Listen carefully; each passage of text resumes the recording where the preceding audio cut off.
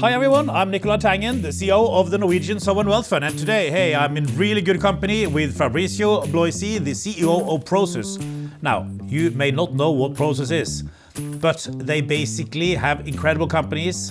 iFood, which is the equivalent of DoorDash in Brazil, Just Eat, which feeds millions and millions of people across Europe, Swiggy in India, and PayU, one of the biggest fintech platforms in emerging markets. So all in all, they reach like 1.5 billion people across the world. And he is pretty pleased about it himself. I can see he's smiling here on the screen. So Fabricio, we look forward to hearing all about it. But before we talk about you, what is Prosus? Hello, Nicolai. Pleasure to be here in good company. Prosus is a tech company, and we offer amazing products for 1.5 billion customers on delivery, food delivery, on top of that payment, on top of that lifestyle services like events and travel. And we are just getting started. We do all of that in 3 big regions, Latin America, India, and Europe. And we are reinventing everything we are doing. We are in a moment of amazing change through AI. My whole story is about reinventing everything. So I'm very excited to build the next chapters of Prosus. What do these companies have in common? I think our focus is to build an ecosystem. And this ecosystem means we are not investors, just to start. What we build are operational tech companies that are very good in execution, technology, services. So when we build an ecosystem, we make sure that one company help each other through cultural management model, cross-sell, innovation, AI, and I'm investing the same kind, I'm building the same kind of ecosystems in Latin America, India, and Europe. So if you look to Latin America, I already had it work in Latin America. In Latin America, people talk about iFood, but it's 10 times bigger than iFood. We have beverage and pet shops and payments and meal voucher and grocery and travel. The same ecosystem that is very sophisticated that I have in Latin America, I'm building today in India, where I have very similar companies. And the same ecosystem I'm going to build in Europe. It starts with Just Eat and OLX, but I'm going to expand that to the same kind of ecosystem. What region are you the most excited about just now? The more mature for sure is Latin America. As I told you, people talk about iFood, but what we have in Latin America is very similar to the ecosystem that existed in China. In China, we have Tencent, but also Alibaba, ByteDance, and we really can cross-sell lots of our services. For example, we bought a travel company, Despegar, just 9 months ago. Despegar is growing twice as fast today because we acquired it. So it's not only Despegar and travel, but we also have, as I told you, grocery and payment and lots of business there. So Latin America is very advanced. And my objective is to replicate the same thing I did in Latin America in India and Europe. But an interesting thing, I'm very excited about India because India is a really big market with a lot of potential. We invested in China. We didn't talk about that, but we own 25% of Tencent. We invested in China 25 years ago. It was more or less like India today. But I can see many of the potential to grow in India in terms of market size and grit and focus in creating big tech companies. So it's very exciting to be in India right now. And I think the next 10 years is very exciting. And I'm a Brazilian, but I'm a big believer in Europe. I think Europe deserves and has the opportunity to have big tech in Europe. It's our challenge to make it happen. But Fabricio, before we go into the businesses in a bit more detail, we have to start with your life story, right? So you are 21 years old, you live in Brazil, you're straight out of school. What do you do? I was finishing school and I said, I love the Bill Gates story and Microsoft story. I want to build a $100 billion global company. And I started a startup with 2 people in a small room. And we started what was Movili and became iFood over the next 15 years, 20 years actually. What was the first thing you did? So you had 2 people sitting in a room and it's just like, hey, let's do $100 billion. What's the first thing you do? What was the first company? I think we did mobile content. So like ringtones and messaging, etc. Like in 2000, many years ago. But the first thing I did was failing. I really failed a lot. The company didn't succeed for the first 1, 2, 3, 4, 5, 7 years. And I learned not only about failing, but I learned about the importance about culture and moving faster and innovating and managing people to have an amazing result. And even if we were like a 20, 30, 40 people company, we were always dreaming big to create a global leader. And that very small company learned about management model and culture innovation, and we grow to become a 10,000 people company. But That how today has, if you fail for 5 years, a lot of people give up, right? yeah. Why did you give up? I think that's what I learned. First, I choose something that I love. I love my job since day one. I love the opportunity to learn, to meet good people, to do better, to become better. And I also learned that failing is part of the process to learn. So although we failed a lot, the company became better year after year for many years. We didn't raise a lot of money in this beginning. We were like a very poor, small company, but we became very good in having the best people and innovating very fast. But tell me, 1998, you start from scratch, and then 2024, you are CEO of 40,000 people. Just what's in between here? What did you do in between? Failing, learning, finding very good partners, amazing people that are better than me. So my job is to find people better than me, tell them a vision about what we can do better and how we can challenge how the world is today. And those people together with me, they keep improving and improving. Our company innovated a lot. iFood is one of the best operators in the world in food delivery. We started very small. It was a $5 million investment in food I made like 2013. It became a 10,000 people company that has the best products in the world. And it's not because I'm smart, not because I have an idea. I don't believe in being smart or having an idea. I believe in working a lot with very good people, being open to learn a little every day. And the result was, even in Brazil, not like a core country of the world, we have one of the best operations in the world. How did you build iFood? I had a reasonable company, Movili, and Movili was, I don't know, $100 million company, something like that. But I really want to build a $100 billion company. So I started to invest in other business to understand how I could use my culture and innovation capability to build something 100 times or 1,000 times bigger. Then I acquired iFood. It was a $5 million company. I acquired it for, I think, $5 million, something like that. And I put there culture, management model, and innovation. And we started to dream big to create one of the biggest food businesses in the world. When we acquired that, it was a company doing 20,000 orders per month.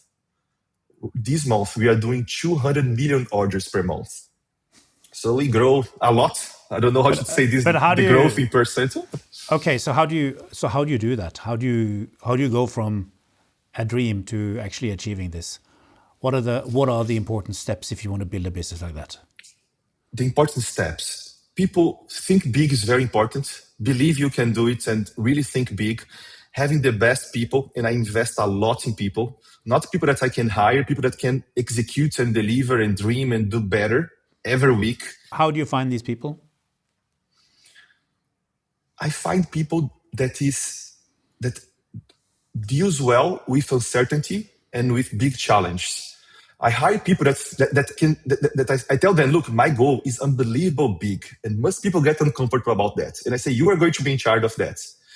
Many people, they don't feel empowered enough to build amazing things. So I hire entrepreneurs. That's the question, the point. My first value is entrepreneurship. I hire people that want to have big impact. And then I empower them a lot. Let me tell you one thing. I also fire people.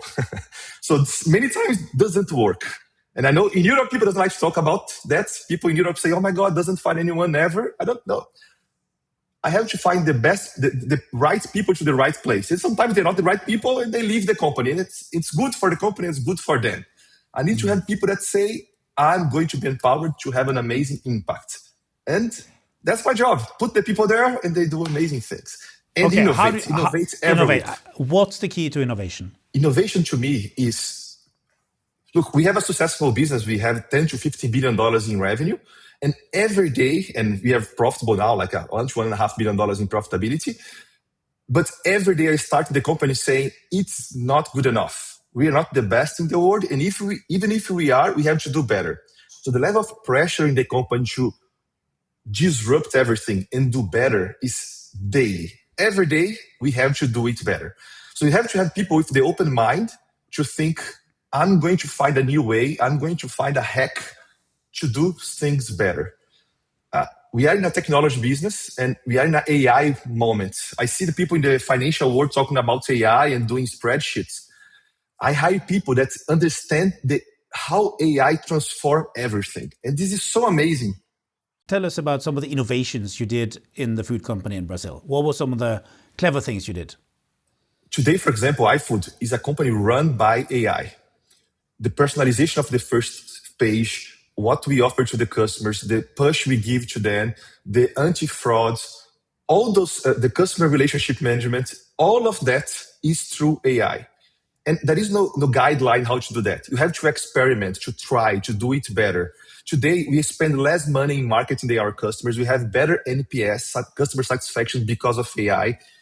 We have a system called Token, where we give AI, we give the capability to everyone in the business to use AI to do their own jobs better through agents.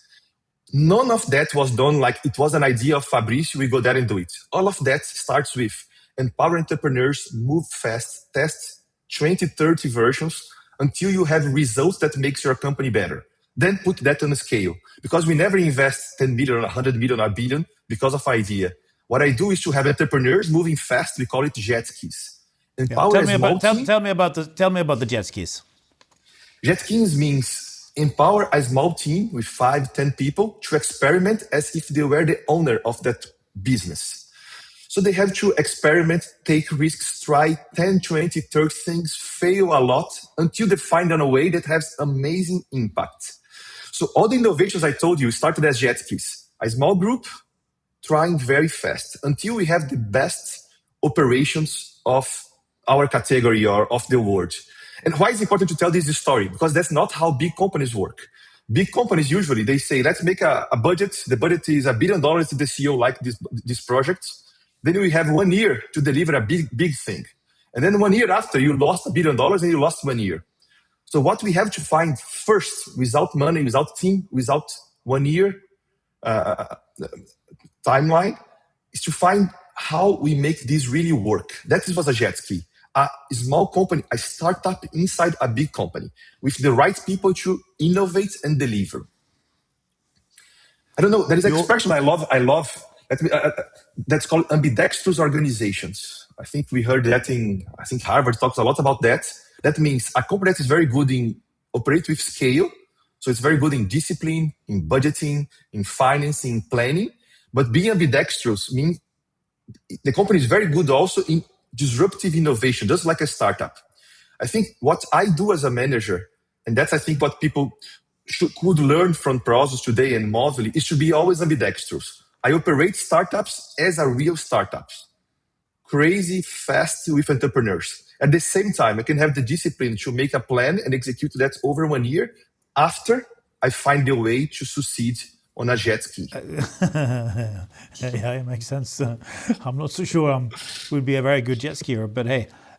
What about some of the things you've done outside Brazil? So in India, for instance, how did you come up with the business models in India? I think India is an amazing opportunity. We have there the biggest payment company, PayU, and we have the second biggest food delivery company, Swiggy. And what we are doing right now is building the ecosystem around that. That's what we are doing today. So over the last 6 months, for example, we invested in Rapido, is the #1 ride-hailing company. We invested in a few fintechs, so we can now give credit to our users. And we started to integrate Ixigo. It's a travel business. And now I'm putting all of them to work together, just like Brazil. So in Brazil, I have companies growing faster because they are working together. In India now, I'm offering credit and payment services to all our companies. We have 20 companies there in India, so they can transact with smaller friction.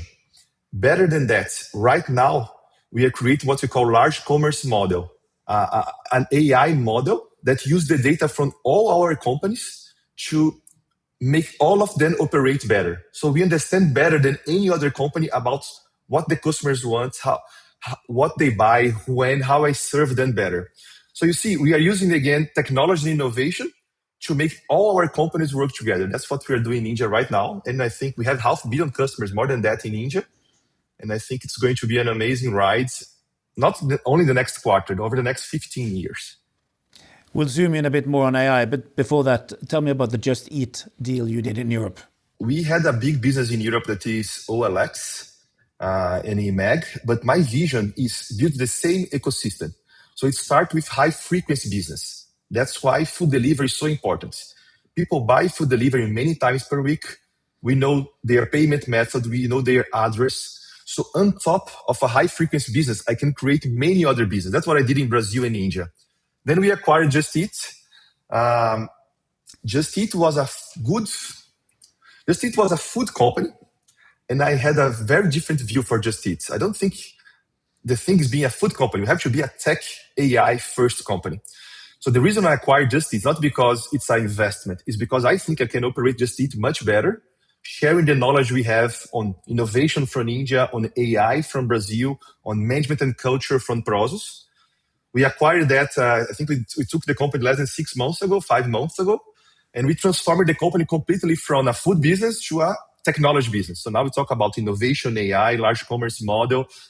We are moving much faster. We built an entrepreneurship to make the company really dream to be the best in the world. And I think Europe deserves, requires big tech in Europe. So after acquiring Just Eat, we have now a big AI lab in Amsterdam. Yeah, but I'm sorry, like but just before we get to that, you had to sell your stake in Delivery Hero, right? Yeah. Whilst at the same time, competition could make acquisitions. Just how do you look at the, the European regulatory environment? I am a optimistic CEO founder, but it's frustrating to operate in Europe because at the same time, I have everyone in Europe saying, I need big tech, I need innovation, I need AI. I said, I'm ready to invest $10 billion to build that in Europe. And then the regulator said, no, you have to divest. And I even told the regulators, I'm going to divest and sell to an American or a Chinese company. They said, we don't care. So Europe, so a funny thing, I see the American companies having the government trying to say, I need big tech here. Let's make my big tech global leaders. I see the same thing in India, the same thing in China. In Europe, I have to fight Europe. I have to spend a lot of energy saying, Europe, it is good, it's necessary to have big tech here. And what's happening right now in Europe is that Europe is succeeding in avoiding big tech in Europe and succeeding in making the Americans and the Asian big tech to win in Europe because the European companies can't win in Europe. So I have an obligation to sell my participation in Delivery Hero.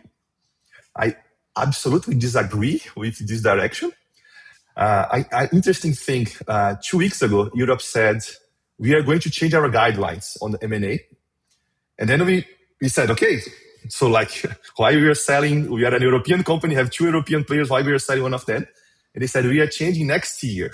You have to sell this year.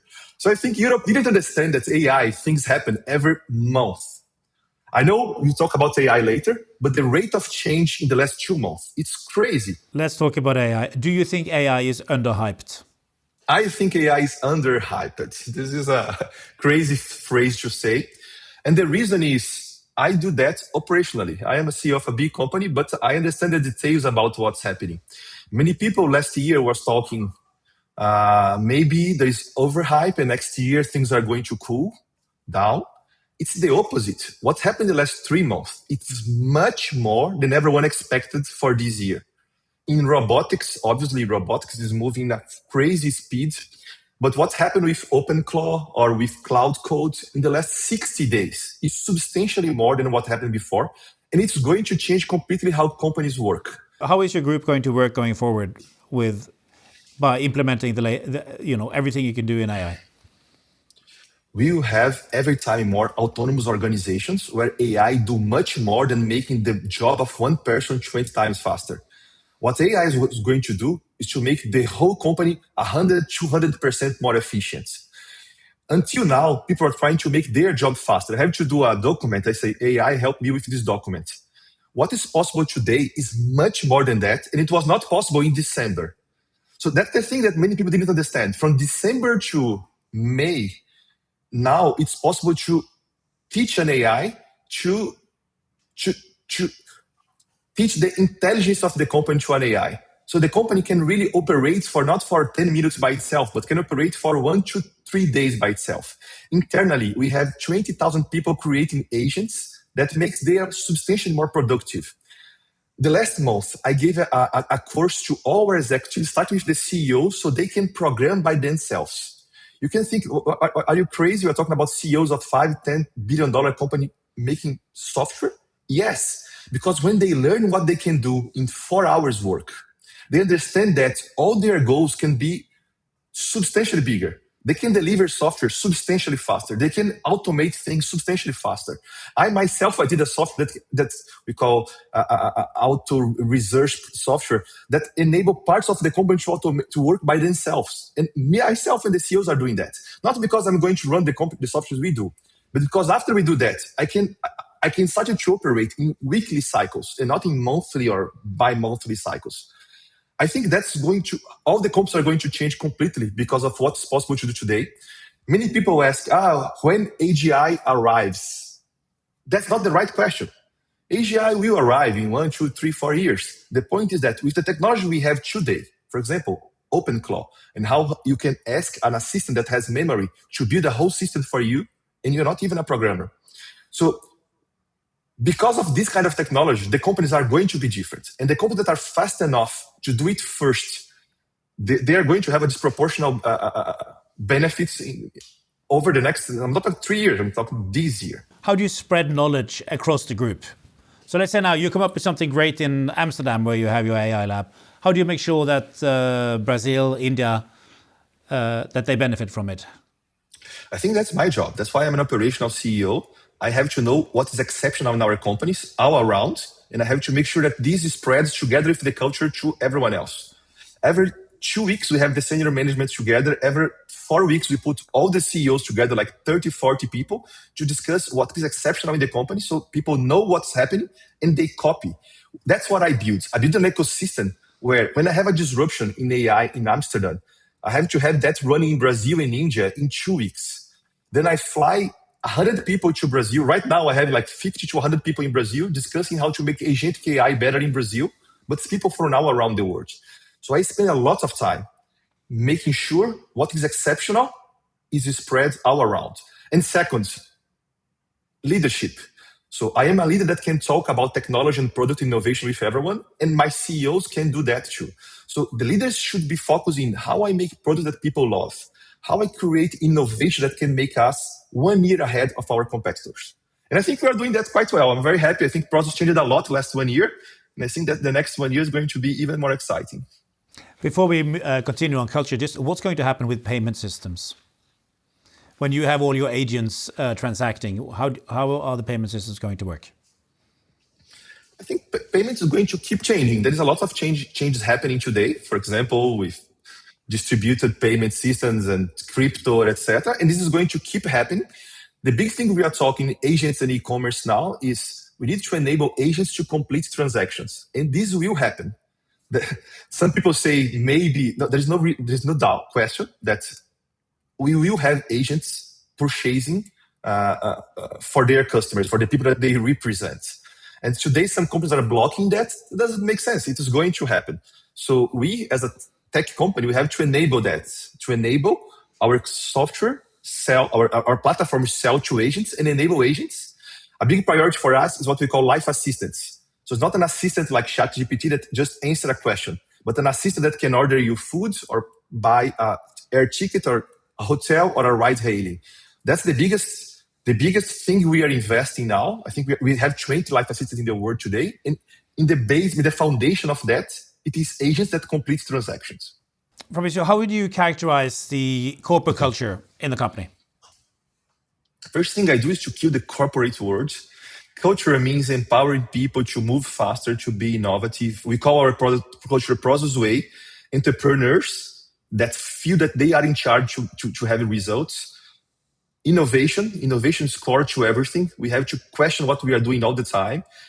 Obsession about results. We need results. I don't need smart people giving nice Excels. I need results and impact. I really believe big companies should have impact and have a positive contribution to the regions they are. So we talk about culture all the time. I think my job is to set the culture and the vision. And some people love this culture and they work 2-3 times more. Some people doesn't fit. And we have to politely suggest then keep looking to the company where they fit the culture. To me, the most important thing, Prosus had a good year. We had good results. We grow. We are more profitable. The financial people like to talk about results and numbers. To me, I like to talk about culture, because every result we have is because the company is more focused about giving more power to the right people, moving faster, delivering results, and being more innovative. Do you have the same culture in all areas, like in Latin America, India, and Europe? Yes. How do you do that? Do you have town halls? How do you communicate with everybody, with your 40,000 people? We start with a very clear set of goals, and we summarize all of that like in one page. We call our strategic map, and we reinforce that with all 40,000 people every month. Also, we put people together. Everyone usually is less like 5,000 people, when like the more senior 5,000, and then they replicate it to the other 40,000. But quite often we do big events we call strategy share. Usually it's 4 or 5 hours events where I show direction, I show what we are doing, I show what's doing well, and I show what is doing bad. I'm very direct to face the brutal facts. This is doing very bad, and we have to fix it this month. So the company has a level of transparency that is unusual to a big company. And that's what creates entrepreneurial culture. It's not talking about that or putting that in the walls. It's believing in people enough to share what is good, what is bad, what were my mistakes, and who will deliver, and saying, look, if you deliver more, you also are going to benefit from all of that. Last week, as a curiosity, we did the last strategy share. It was around 5,000, 6,000 people all around the world. And we only the big thing was disruption, not only results, but disruption. So now I have the whole company thinking about, okay, OpenClaw was a big disruption. How Prosus is going to be as disruptive as OpenClaw. And we are launching TokenClaw, our version of OpenClaw. And now I have 40,000 people focusing on that. What is this new innovation going to do? We are talking about empowering first people inside the company, but then our partners. We have 5 million partners, and then our customers with the latest AI capabilities, where you have agents that behave as smarter agents. It can develop software, it can do transactions. That's what OpenClaw did like 3 months ago. And now, but OpenClaw is for nerds, it's for computer scientists. We already have it running inside the company. We're going to push it to our partners now. An OpenClaw for everyone, an OpenClaw that everyone can use. So you see, Prosus is connected to what is really happening in the world of technology now, but we have the scale, the investment capacity, the reach to push that in Latin America, India, and Europe. And I think this is an amazing opportunity, because the innovation today starts in Silicon Valley. No, I want that to start in Bangalore, not in Silicon Valley. How can you be innovative and structured at the same time? That word I told you, ambidextrous, is in the core of that. My answer is the opposite of what you asked me. You have to be innovative and disciplined in the same time. If you are only disciplined, after 2, 3, or 4 years, some startups takes your lunch and you stop being a big company. If you are just creative, when you find something well, some big company invests, and again, you lose the chance of really growing. So being ambidextrous is the concept of you need to respect both of them. And I think this is the biggest mistake big companies do. They think, I'm very good in discipline and managing $1 billion, so I don't respect the innovators. No, we need the innovators. Otherwise, this company is not going to succeed in 1, 2, 3 years. At the same time, the innovators, they don't respect the managers, because they say the managers, they are too boring and slow. I spend time teaching the innovators, you need managers. That's how we are going to grow. And teaching the financial and marketing people of the company, you need the disruptors. That's how we are going to keep being a young company for many years. Where could Prosus be in 10 years' time? My goal for the short term is to have $100 billion more. In 10 years' time, we will be a $500 billion company or bigger, and a clear global leader. Today, people talk about global leaders in Silicon Valley and China. 10 years to me, we have to see clearly Prosus as a company that creates the future of the world through technology, with innovation done in Latin America and India and Europe. And I think this will be a big contribution to those regions. And global leader in what kind of industries? Agentic lifestyles ecosystems. So agents that can deliver much more than, it's not pure e-commerce. It deliver, as I told you, travel, deliver payments, deliver other services for the user. And this is a very big market. And it's a very big market because people usually think then as individual companies. If you can integrate them as people do in China, there is a space to be a real global leader. Who will you compete away? We have lots of companies, the usual suspects in the Valley and in China. In the Valley, you have some big companies doing assistants, including Google and Facebook and OpenAI. In China, you have Alibaba, for example, or Meituan, global players. You have Uber, that's a similar company to us too. But I'm very confident we can push our innovation to the world. Let me give you one example. In India, the level of innovation we have, usually the world doesn't believe what's possible, what we are doing in India. We have profitable e-commerce companies that sell things for $3 and deliver that in the whole country. American companies cannot think the innovation required to do that in 50 local languages using voice as the main interface. The cost of operation that we have in India is disruptive to how an American or European company operates. The innovation we have in Brazil, it is in food delivery. We have one of the most efficient food delivery business in the world because Brazil is a difficult market. The cost of capital is very high. Operating there is very chaotic.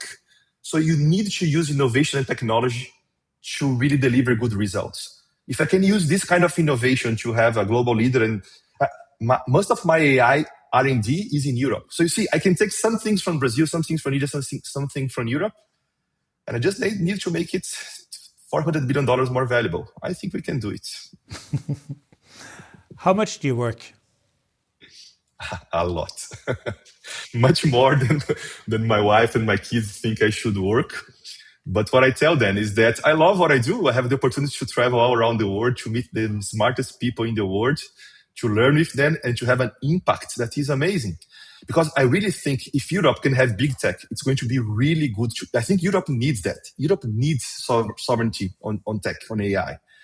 I think if you can create a $500 billion company in India, it's amazing good for India. If you can do $100 billion company in Brazil, it's amazing good for Brazil. So, and also I invest a lot in social impact and social return. I think I have the responsibility to do that. So I work a lot, but no one asked me to do that. I just have fun. What is your advice to young people who listen to you? Dream big. It's possible to change everything. Young people usually look to the world and think that's how the world is. It's a lie. That it's how it is today. Everything is going to change so much in the next 1, 2, 3, 4 years. And the young people that can learn and build the future can do much more than they think. So study a lot, do something that you are passionate about, because the opportunities are much better ahead than before us, than behind us. Well, this has been tremendous. I'm not sure I've met anybody who's been dreaming bigger than you, so it's been a real pleasure. Oh my God. Great fun, good luck, and go get them.